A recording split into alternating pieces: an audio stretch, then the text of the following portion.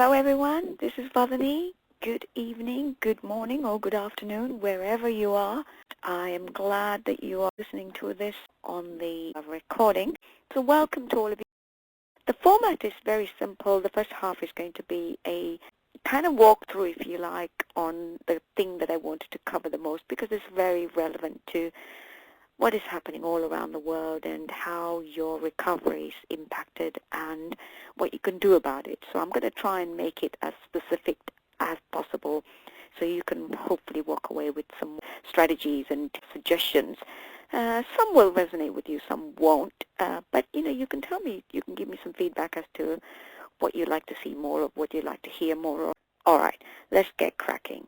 So the topic today is 7 tips to go from survival to thriving, especially because of the climate that we are currently find ourselves in. It's completely taken us by surprise. We didn't think it was as serious that we've had viruses and health concerns before, but never anything in our lifetime, I guess, escalated to the level it has. So it is a uncharted territory for most of us, and by nature that's going to trigger so many anxiety, worries and concerns over our health, over our eating patterns, over our recovery, over our family, loved ones' welfare, our financial worries, being isolated and feeling lonely and depressed, perhaps having to move in with your families and friends and families, and then finding that circumstances a little bit claustrophobic. The challenges that we face is going to come in so many folds.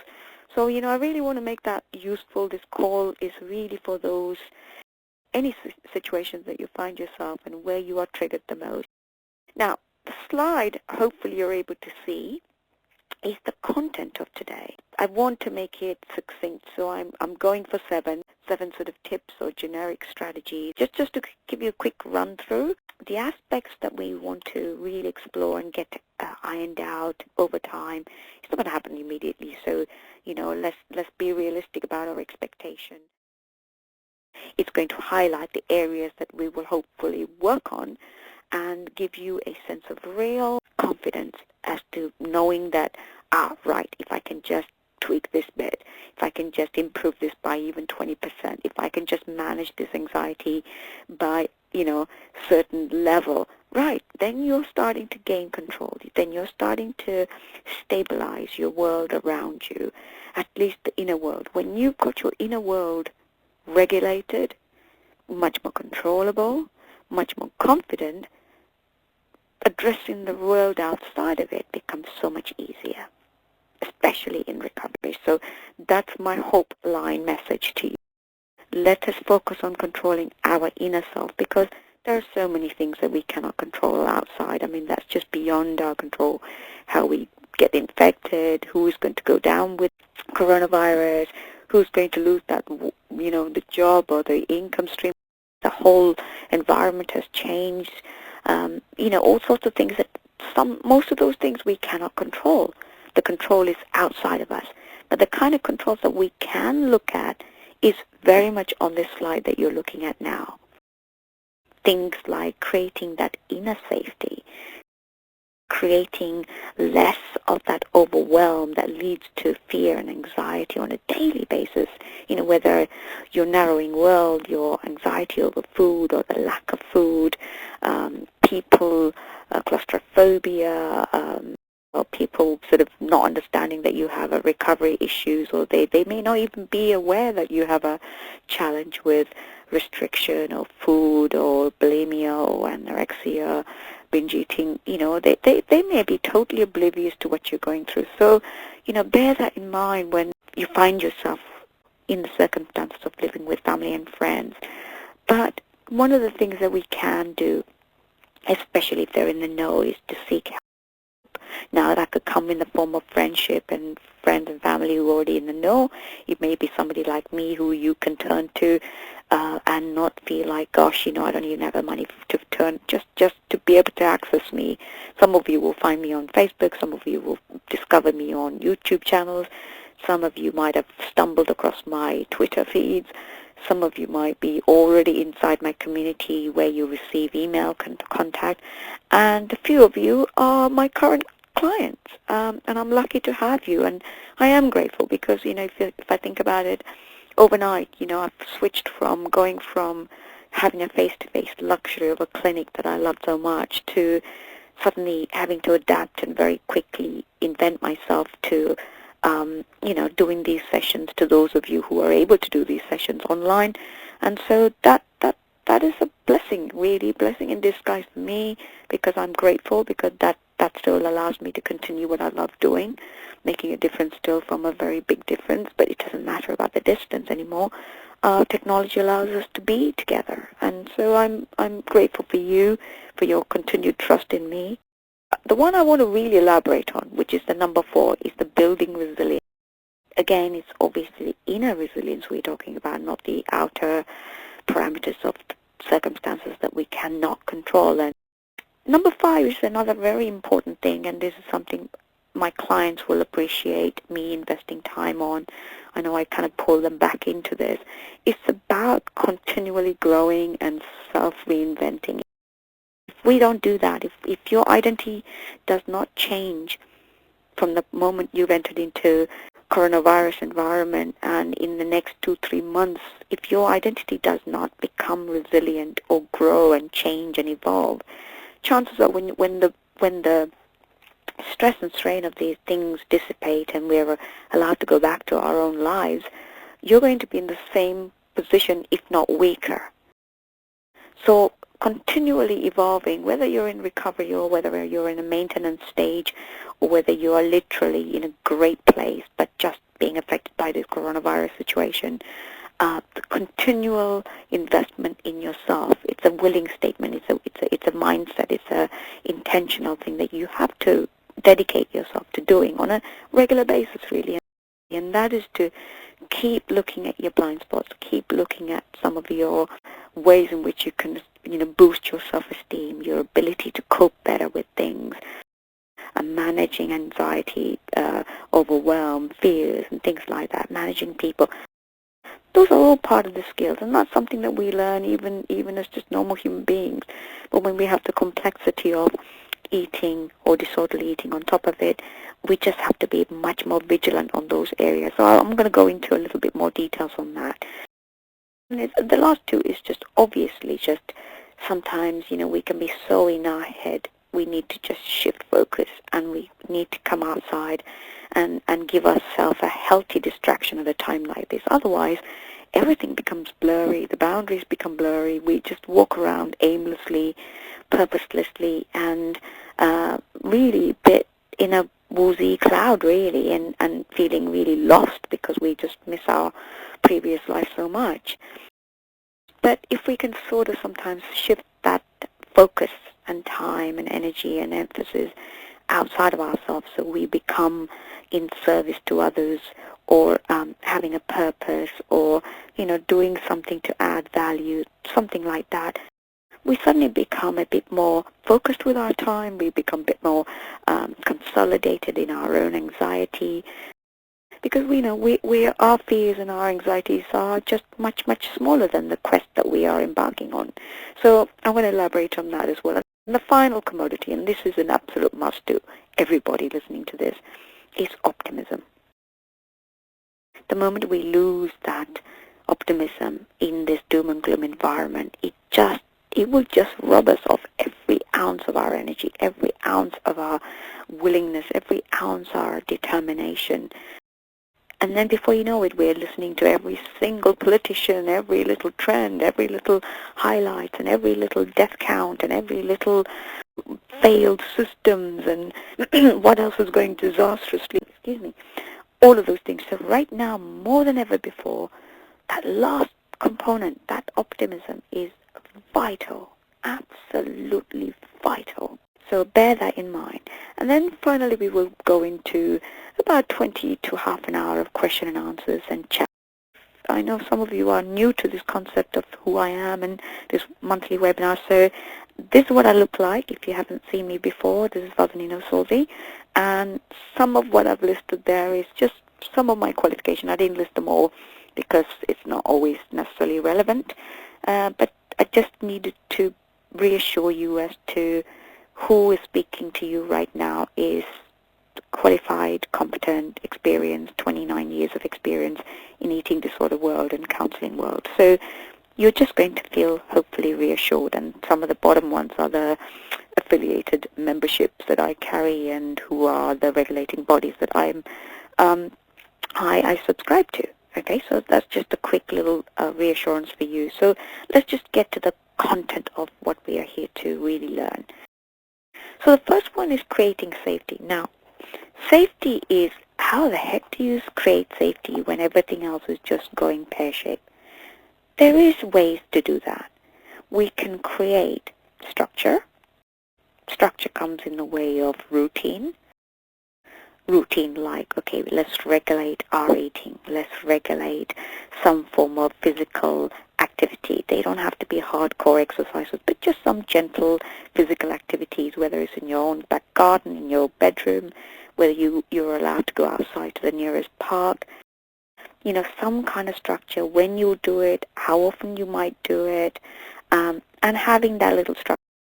One of my community members is an instructor. So any of you fellow instructors out there, we're not talking about extending yourself in service of others, but this is for yourself. You know, what is it that you need? What is the bare essential minimum that you need? And it shouldn't be about compensation for anything you've eaten. That's very important, okay? So it's about, you know, the preparing and planning ahead so you know when your meal time is going to be. So you have a structure around, you know, sort of eating 3 meals, even however small it feels. It doesn't matter if you're feeling that fear is that you're going to put on some weight. You know, maybe just focus on smaller portions, but they have to be regular. That's the key part of creating safety, by creating routine and structure. If you're brave enough and if you are confident enough to include things like 2 snacks as well, all the better. That's what you will build up to. But at the moment, you might not be there yet, and that's fine too. Okay, just bear in mind this is truly uncharted territories, which means you're not going to jump ahead and trying to be this normal person in embracing recovery in the way that you would if our world was normal at this point in time. So let's just establish safety. Let's go with what is comfortable.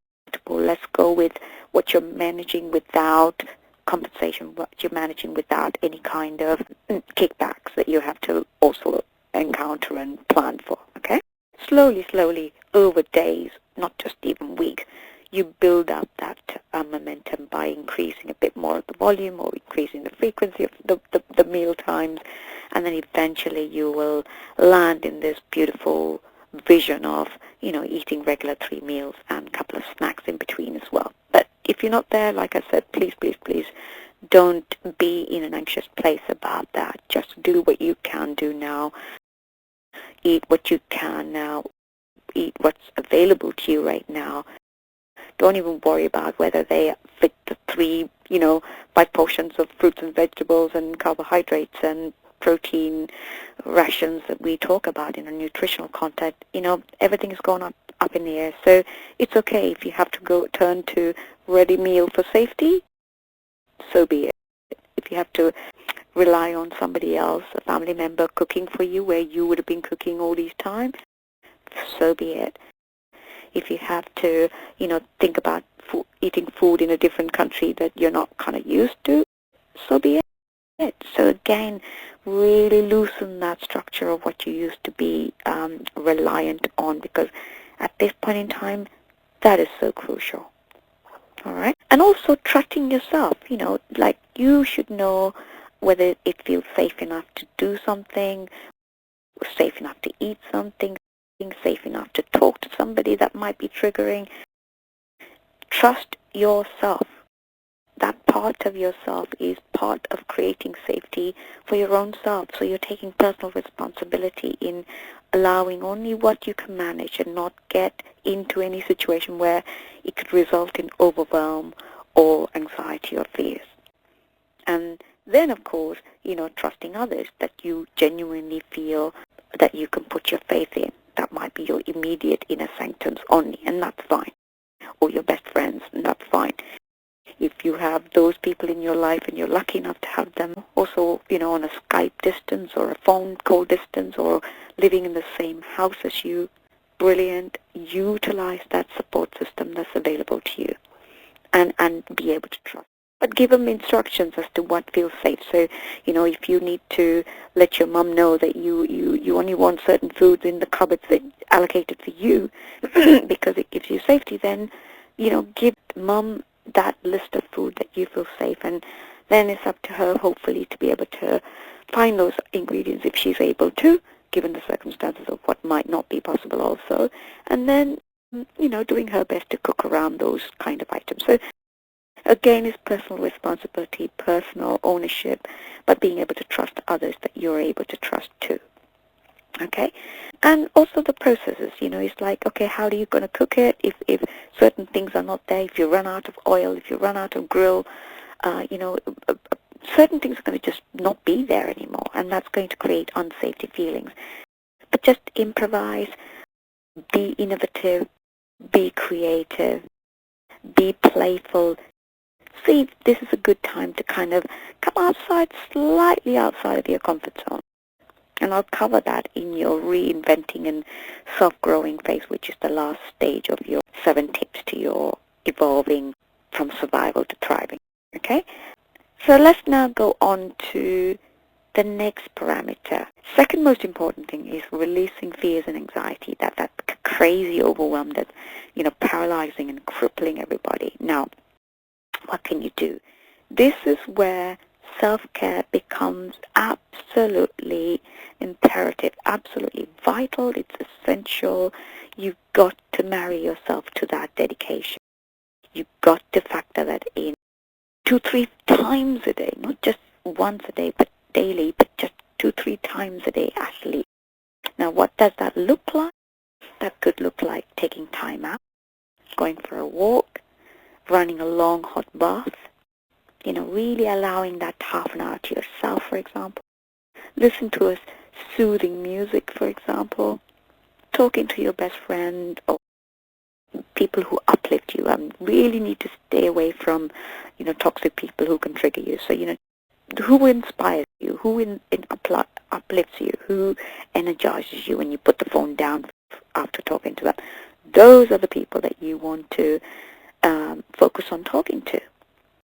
So build your safety net, build your self-care, build your reward system, build your treats around the house that you can do, that you can indulge in. I don't mean treats as food. Treats are like allocating yourself half an hour to read a book, and being all right with that. This is not the time, and I'm going to speak to all my wonderful people listening, to those perfectionist people in the audience, because your voice is going to be going into, I need to make everything productive, I need to be purposeful, I need to be driven, I need to be doing something, I need to be doing something, I need to be achieving. Take a deep breath. Now is not the time where you need to, unless of course your job calls on that. That's okay. If it's within the capacity of 9 to 5, fine. Be that role, be that identity. But the moment you slip outside of it, or during even the break times and lunchtime, you got to step right out of that and be absolutely easy, embrace flow, relax into things, take longer to do something more than you would normally. Or if you take a task and do it for half an hour, now take maybe an hour to do it. That would be a great way of pacing yourself and enjoying it. And that also creates opportunity for you to be able to mindfully just go into everything. Mindfully eating, mindfully having a bath, mindfully walking, mindfully talking to people that you care.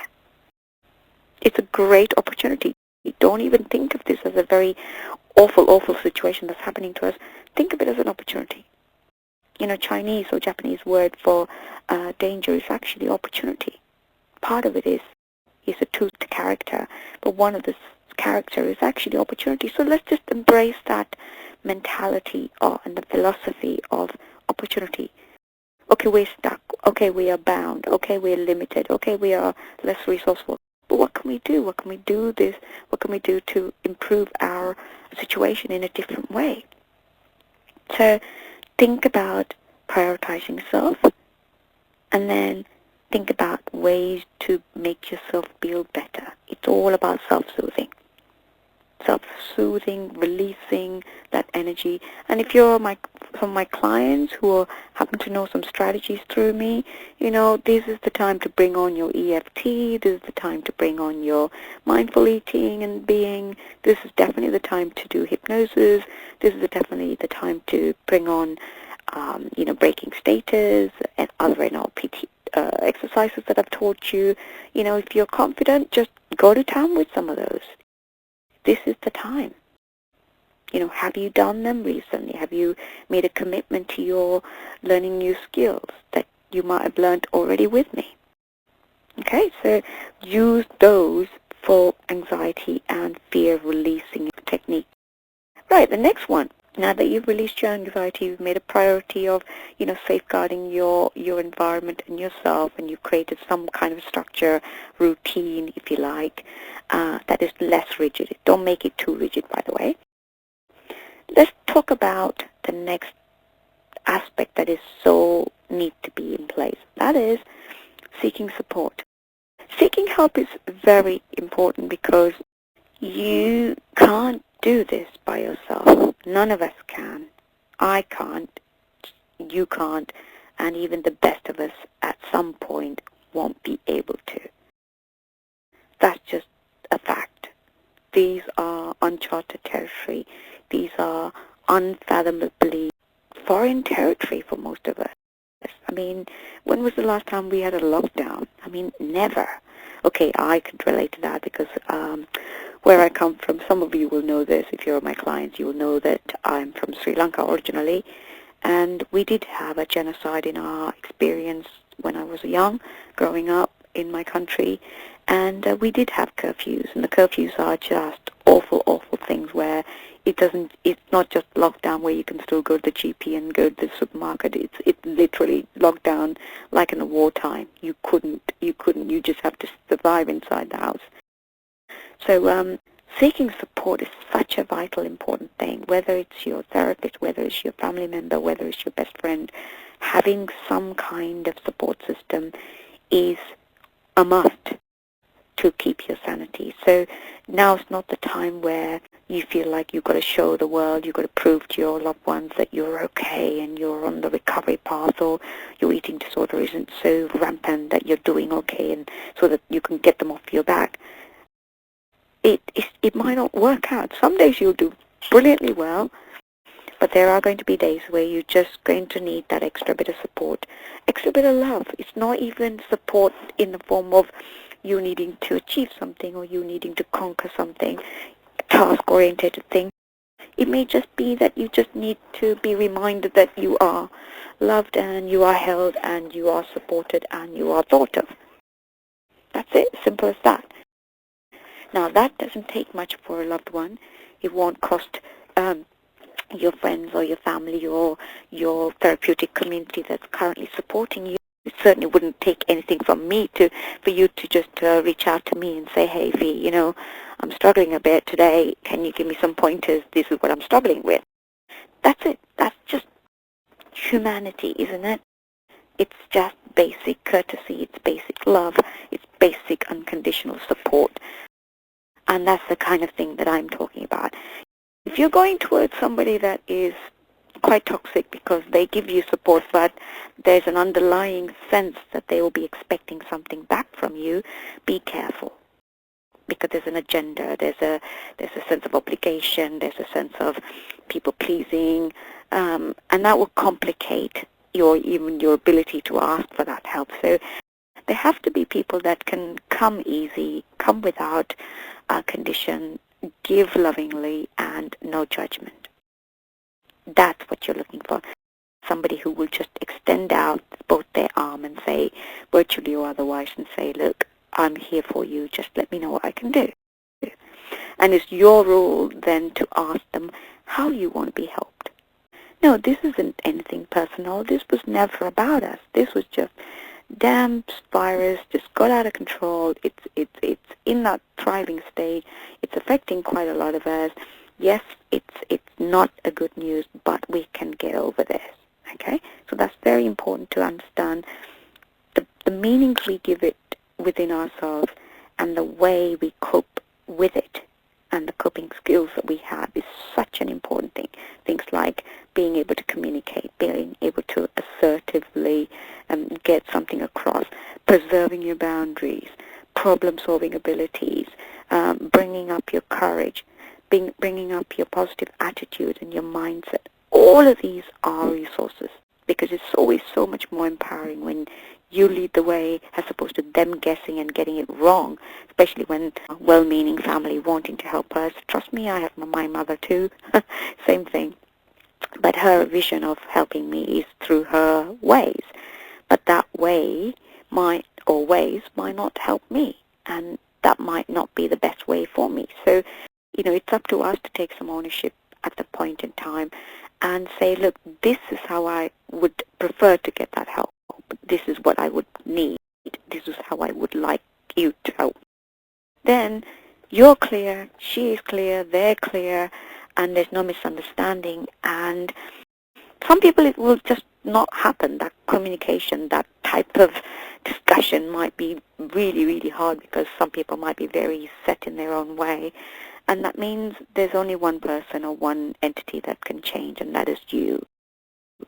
It's your decision first and foremost to ask for that help or not. And then, of course, it's your decision to whether you can attempt to explain what you need, how you want to receive that help, and then fingers crossed that they get you. If they don't get you, maybe you could a couple of times attempt to reiterate that same message. But if after a few times you've tried your best and rather than getting anxious about it, things are not working, you part. You don't stay with the same attempt to try and change that. I hope that makes sense. All right. So you've got personal support, you've got social support, you've also got the therapeutic support from people like me who are in the industry. Okay? And that's quite important. Now let's move to the next big aspect of what you need to focus on to survive this whole coronavirus phase that we're going to go through. I mean, that may be another 2 months. We may be out of this by then, or on an optimistic level, that would be great, wouldn't it? But if we don't, if we're locked in for another 3 months, so be it. How are we going to survive it? We can't survive it. We need to be thriving. And the thing that's going to ensure thriving is your ability to be resilient and strong and solid, staying grounded. How do you bring that about? You bring that about by focusing on your personal internal attributes. Because remember, outside stuff we can't control. That's what we call the locus of control. If that locus of control in psychological term is outside of you, you're never going to be able to physically change some of the things that you're hoping to change. Because that depends on the personalities, that depends on the system, the availability, support system. I mean, the structure, finance, you name it. There's a whole shebang of elements that's going to come into it. Whereas controlling you is far, far, far easier and far, far superior strategy that we need to embrace.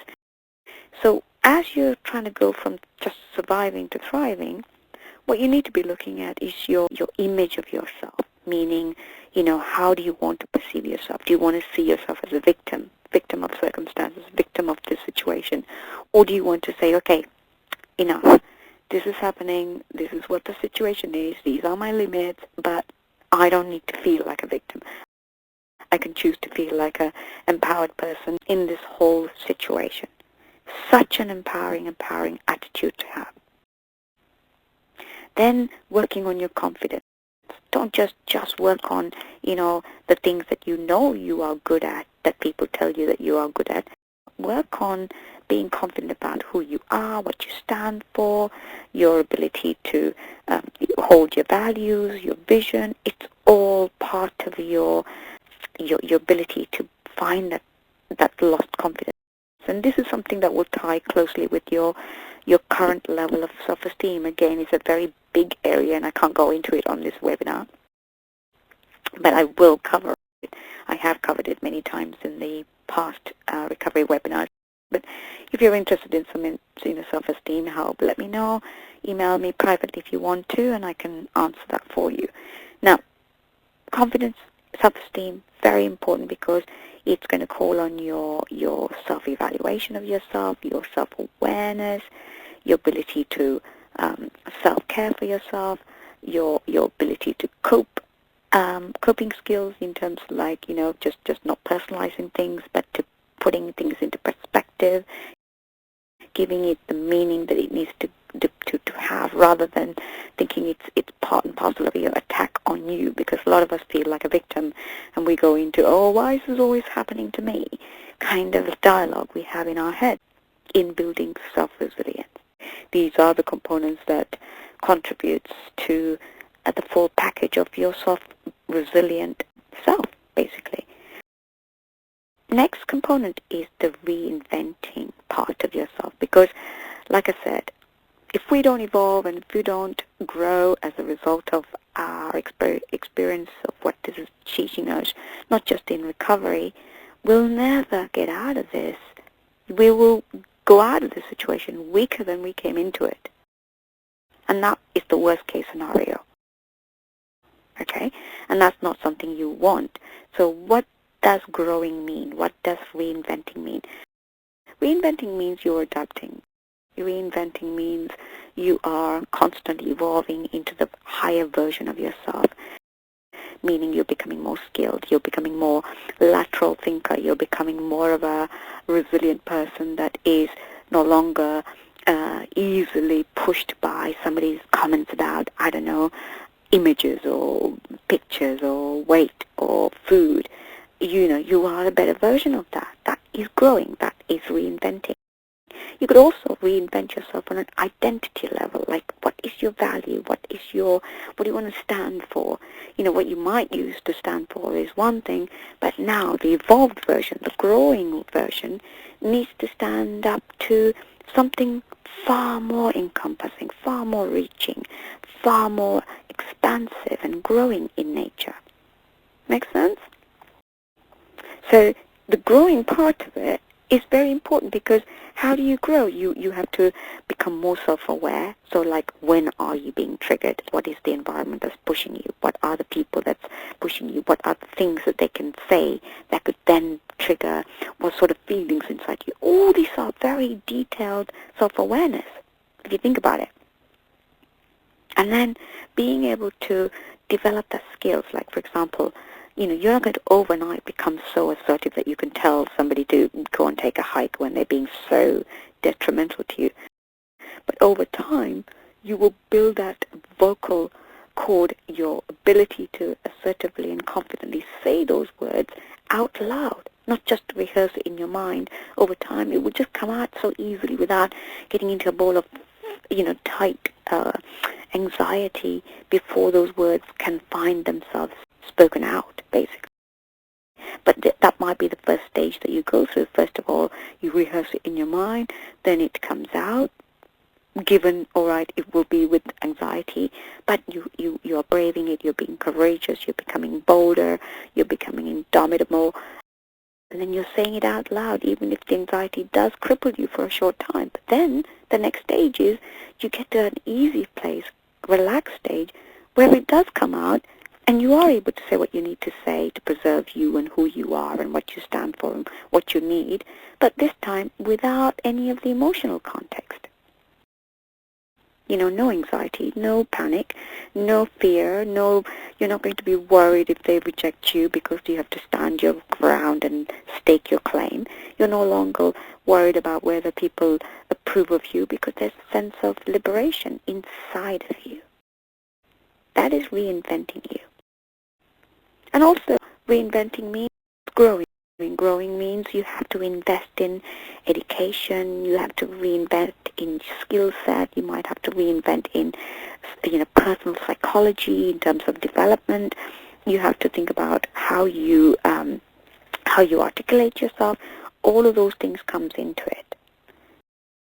One before last is looking outside of self. Now, we've got way too much time sometimes in our head at the moment, are we not? That seems to be the predominant place where we are living. It's in our head. Now, oh my God, what happens? Oh, even if we are physically just guarding ourselves from one another, the fact is, even in isolation, even if you're like literally living by yourself, you can still be in your head so much. Equally, you could be in a room full of people, house full of people, and still be in your head. Especially those of you still in the throes of eating disorders. This is quite a common thing to experience because we are in our head most of the time. But when you have a physical situation like lockdown, or self-isolation, this coronavirus situation where you can't go outside, you are going to be in your head. This is where healthy distraction is very important. Now, whether you are physically inside or outside, able to live with other people, whether you're on your own, it really doesn't matter. The notion of being able to escape quickly into your head becomes such a predominant thing. So you've got to learn the skill of healthy distraction. And that is part of self-care, by the way. That is part of your building self-resilience. It's all kind of weaves in together. All of these concepts are not standalone isolation things. They're skills that you will weave in and out of with everything, really. So the idea of being able to being more outside means that you want to give yourself a healthy distraction. And what that healthy distraction looks like, taking time out for yourself, doing something that you enjoy, being creative, maybe cooking skills, artistic skills, reading a course, doing a course online maybe. You name it, the world's your oyster. Get creative in brainstorming what you could be doing to get yourself out of your head and into the here and now. And that is part of mindfulness. And that is part of growing too. Now, another component of looking outside of yourself is being a supporter yourself. Suddenly you've got a purpose. Suddenly you've got a bit of an opportunity to create legacy. Whether it's your work context, whether you are an employee or you're still lucky enough to have a job and you're in a position of inspiration, you're able to lead people, you're able to line manage people, you're able to mentor people. Maybe you're in a charity that you can do online. Maybe you already have some kind of hobby that you can turn into something a bit more philanthropic in nature. Maybe you could add your value through a different way. Maybe you have a bigger vision. That is definitely the way to go about getting yourself outside of your head. And trust me, me included. If I had too much time and there's only so many client sessions I'm doing at the moment, then what? I'm keeping myself busy with gardening. I'm helping myself with the notion of going outside for my daily exercise. I've got to go and see my pond or water feature or river or stream or something that gives me a bit of a green space. And then there is this aspect of what I'm doing with you guys, which is I've created the OCD to Oasis of Calm. That's just my way of keeping myself busy. But in the process, I'm giving. In the process, I'm utilizing my skills. In the process, I'm thinking I am serving you or anybody that needs me in specialism of disorderly eating, for example. Suddenly I find my purpose. Suddenly I am making myself useful. And to me, that is a very good way of boosting and maintaining my self-esteem. It's definitely making me grounded. It's definitely making me not go into my head too much. I might have some upsets with somebody or family member or somebody. And then I need to ground myself. And once I've done my walk or when I've done my bath or shower or what have you, I then need to focus on something that's outside of my feet. So this is the great thing about creating this particular commodity in where you become the supporter or you become purposeful or you become the legacy creator. You become somebody that adds value to somebody else out there or something else out there as a core. Suddenly, you are the one creating structure and safety and inspiration for other people who need your skill set. How wonderful is that? What a beautiful privilege is that? What a wonderful way to get out of your head too. Does that make sense? So, think about if you're playing small and if you want a little bit of a hobby. I'm not talking about, money earning creations or business front or something that you can utilize. I'm talking about something that you could do voluntarily.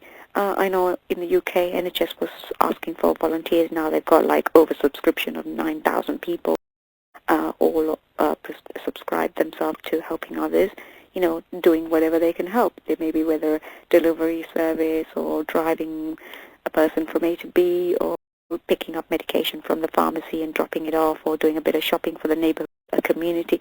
You could find yourself purposeful all of a sudden. And when you're doing that, do you think you're in your head? Of course not. You are there for somebody else. You're there for a purpose. You're there for a cause. You are living outside of your own fears, and those fears suddenly feels less important. Of course, they'll flare up. Now and again, they'll come up, but generally speaking, they're just in a very great place. Okay, so that's a great way of bringing yourself back to a grounding place where you're in this service place, where you're in a giving space, and you feel your self-esteem soaring high as a result of that. So find something, get creative, do a bit of brainstorming. What can I do? Online, offline? I mean, certain things will be limited because of the circumstances with the virus. But, think outside the box. What can you do? I mean, people out there, communities out there coming together. They're standing on their balcony playing musical instruments just to cheer up their neighborhood. Wow, what a skill to have. Now that is purpose-driven. That is being a supporter in your own creative genius, really. So maybe you can brainstorm and find something that you're good at, that you'd love to do. Maybe you can share your art. Maybe you can share a skill. Just think outside the box. Maybe over the coming 48 hours, that's the task that you will create for yourself. Give yourself that thing to say, I'm going to find the thing that I can contribute. Maybe for just a pocket of people. It might be for a huge amount of people, community, whatever. Just think outside the box. Lastly, that optimism is such an important thing. It is part of bringing back the hope that we've lost. It is about bringing back, fostering a positive attitude and looking at the whole thing with the glasses half full rather than, oh my God, doom and gloom, victim mentality, glasses empty situation. Optimism is such an imperative commodity for survival, and then going and switching from that survival to thriving, because it is what creates us. It's what makes us into the greater visioned people, souls that we are born to be on this planet. Hold on to that sense of optimism and hope. Now, even I am not exempt to the days where I feel doom and gloom. Of course, we all have it in us. What I'm saying is that if majority of the time when you're awake, if majority of those hours can be purposeful, driven, enjoyable, having fun, making a bit of difference on the way, and holding on to that optimistic, hopeful place, then you know what? You've had a successful day. It really can be defined like that. Let me just share some inspirational quotes that I thought that was just superb while you're formulating your thoughts. Really beautiful, and I just threw this together and I just thought, oh, this is beautiful. So I just wanted to share it with you. The first one is, be so strong on the inside. Nothing on the outside can affect you inner well-being. So when we are, and how true is that? When we are solid and when we are grounded, when we are in that solid, calm place. I used to be in the, I used to volunteer long time ago in St. John's Ambulance Service. I also trained as a frontline paramedic for the reserves in the Army Force as well. You know, we are trained to be resilient and solid and strong inside, because only if we are that can we impact the world outside and the crisis that's unfolding outside. If we're wobbly, if we are so weak and we are vulnerable, and that won't shift overnight, but that's our aspiration anyway. That's our aim, is to look to strengthening that inside. Then we can't be any use to other people. So, you know, focus for the time being, be selfish, be self-indulgent, in strengthening and bringing that strength up from inside. And then over time, you can be a greater purpose, greater service to the outside world. The next one, it just made me kind of chuckle really. Worrying doesn't stop, and the bad stuff just from, worrying doesn't stop the bad stuff from happening, and how true is that? But it does just stop you from enjoying the good stuff. Because even right now, even in this moment, even in this midst of this disaster, there are good stuff going on. I mean, we get to be more closer to the families that we hardly ever see and spend quality time with. We get to self-indulge in more long hours and hours of reading, for example. We've got time to make a difference in a different way rather than just chasing money or career or some kind of agenda or a project, for example. We are getting to be more resourceful within ourselves. How great are those opportunities? So, in the midst of it, we get to go and smell the beans and smell the roses. We get to be thankful for the health that we do have. All of those things are good stuff. The people that we are lucky enough to have in our life. What if one of them caught coronavirus? What if one of them suddenly died the next day? If they're alive, they're kicking, if they're beautiful, if they're in a great place of, zest and vitality, don't we have something to be thankful about? Of course we do. So, it's about that perspective. It's about switching that around. Now, here's a quote that I absolutely adore because it's from one of my aspirational people that ever lived, and that's from Nelson Mandela, and it goes something like this. The greatest glory in living lies not in the never falling, but in the rising every time we fall. So, falling is inevitable, like the last quote said. Things will happen that are not so good. We will fall. This is a classic example of what we're doing is falling. However, if we can just rise soon after we fall, that's the glory. That's the amazing spirit of human resilience.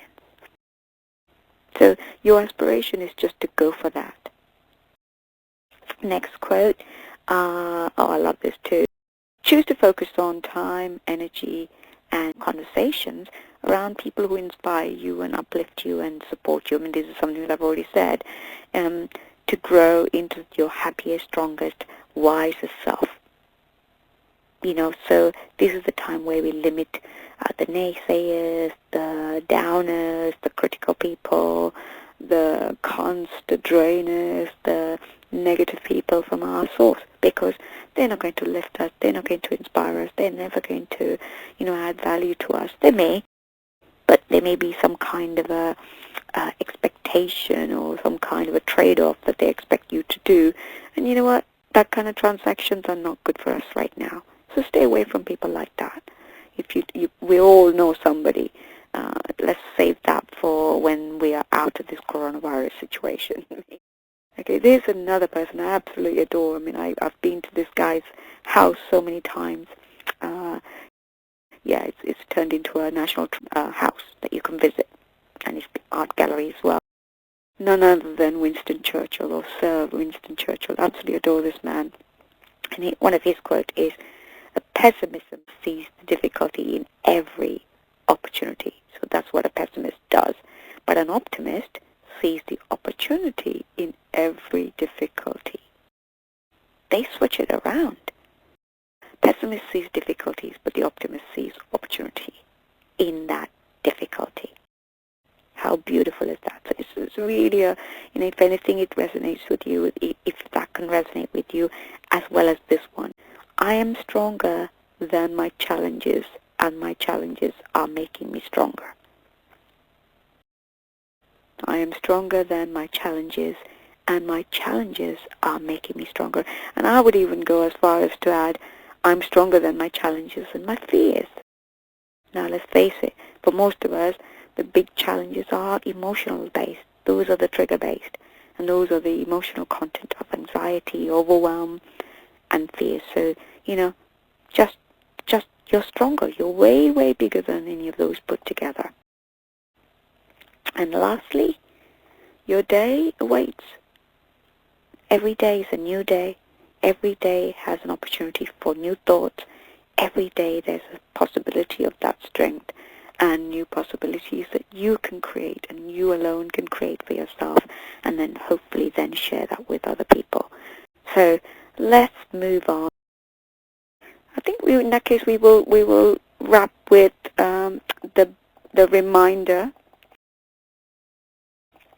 You are definitely bigger than all of these situations that's being thrust upon you. Remember that. And whenever you lose perspective, just remind yourself gently and lovingly that you're in your head, and to come out of that head and just go out there and do something. You know, whether it's self-caring activity, whether it's engaging activity, whether it's fun activity, or hopefully I want it to be fun activity for you, you know, or a activity that reinvents you, allows you to grow a bit wider, allows you to be a bit more purposeful, allows you to connect outside of your head. You know, whatever it is, hang on to that optimism.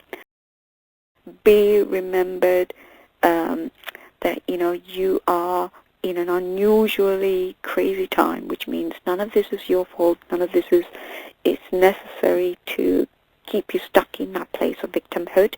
So let's come out of that victim place and just thrive. Let's decide to thrive. And that means, you know, looking and working on your resilience, looking and actively seeking help when you need it the most, and then being creative and playful with your inner child and environment around you, the world around you, the people around you. So go out there and make it all happen.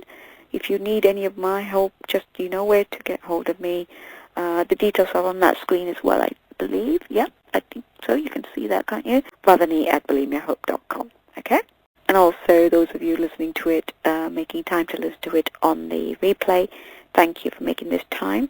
I hope this has been useful, going through the essence of what is going to help you to navigate you safely out of the kind of compulsion, out of the kind of the obsessiveness, and into a calmer place of existence. And that's what we need to be for over the next coming days, next coming weeks, next coming months, really. I wish you well. Please stay safe and well and happy and contented. Lots of love and take care of yourself. Bye for now.